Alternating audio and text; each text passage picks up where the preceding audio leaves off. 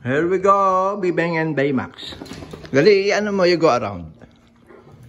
Go around with Baymax. Patayuin mo kaya. Ah, Baymax, wag sa akin.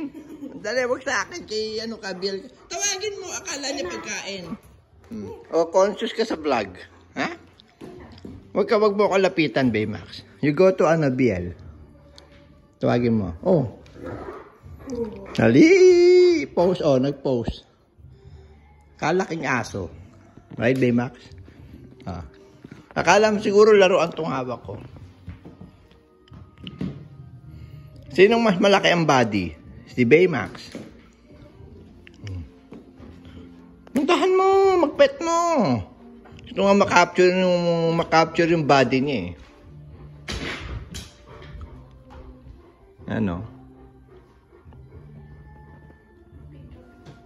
Up, go up.